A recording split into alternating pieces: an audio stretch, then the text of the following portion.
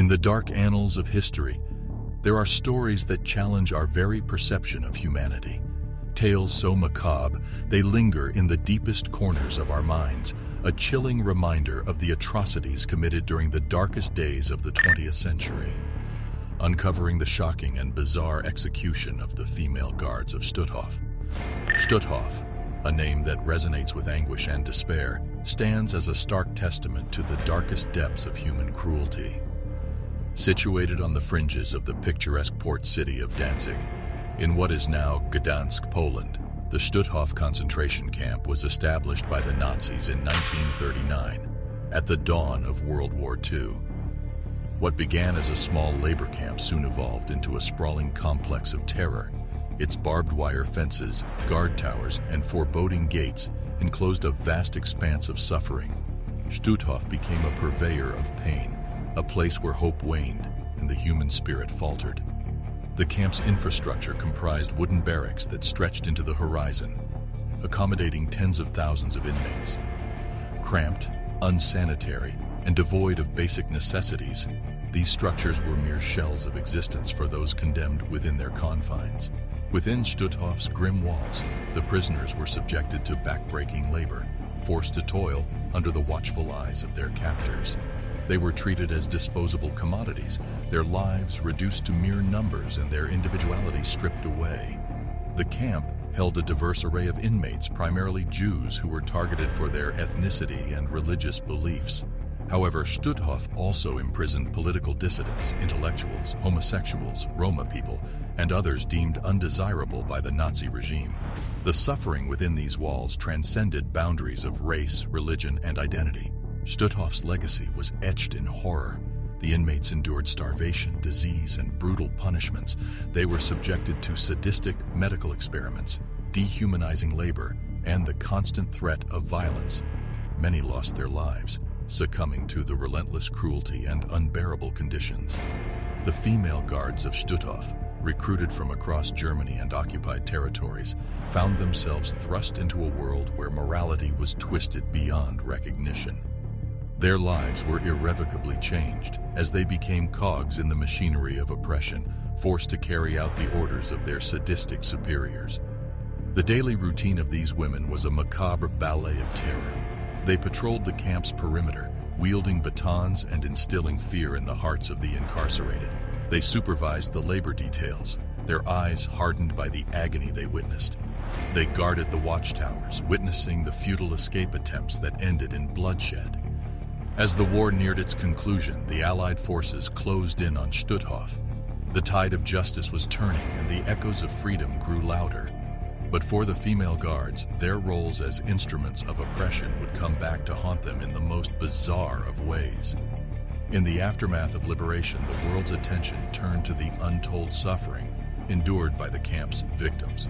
But amidst the cries for justice, a shocking revelation emerged. The female guards were now the prisoners, trapped within the walls they had once guarded with such fervor. The recruitment of female guards in Nazi concentration camps was part of a calculated strategy aimed at expanding the reach of the regime's control. As World War II raged on, the demand for personnel to enforce the oppressive system within the camps grew, and women were enlisted to play their part. Recruitment efforts focused on young women who displayed unwavering loyalty to the Nazi ideology and were deemed physically capable of performing the duties required of them. The screening process sought individuals who exhibited a fanatical devotion to the cause and showed no qualms about enforcing the regime's policies with unyielding resolve. Those selected as female guards underwent rigorous training, transforming them into instruments of oppression. They were trained in military discipline, physical fitness, and the use of weapons, instilling within them a sense of authority and control. The recruits were immersed in a toxic environment that glorified obedience and loyalty to the Nazi regime. Once trained, these women were deployed to various concentration camps, including the infamous Stutthof. Their presence within the camp walls brought a new dimension to the brutality endured by the prisoners. The female guards patrolled the perimeters, enforced strict discipline, and participated in the dehumanizing treatment of the incarcerated. Within the confines of the concentration camps, the female guards became extensions of the oppressive regime's authority. They wielded power over the lives of the prisoners, their mere presence evoking fear and a chilling reminder of the inescapable grip of Nazi control. So, what happened to these powerful and oppressive female guards? With the eventual collapse of the Nazi regime and the liberation of the concentration camps, the female guards faced a reckoning. The atrocities they had participated in would be unveiled before the eyes of the world, exposing the depths of their complicity in the crimes against humanity. The twisted fate that awaited these women defied comprehension. Stripped of their uniforms, they faced a tribunal of justice, accused of crimes against humanity. The courtroom became a theater of retribution, where the roles were reversed and the perpetrators became the accused. Their faces etched with anguish and remorse, the female guards now faced the very terror they had once inflicted. The courtroom walls echoed with the haunting testimonies of survivors, whose lives were forever scarred by the cruelty these women had participated in. While there were numerous guards involved in the operation of the Stutthof concentration camp, the specific details and responsibilities of individual guards and their involvement in the execution of female guards may not be extensively documented. However, we can provide you with a list of some notable individuals associated with Stutthof. 1. Hermann Hackmann, a commandant of Stutthof from 1942 to 1944, overseeing the camp's operations and responsible for implementing the regime's policies. 2.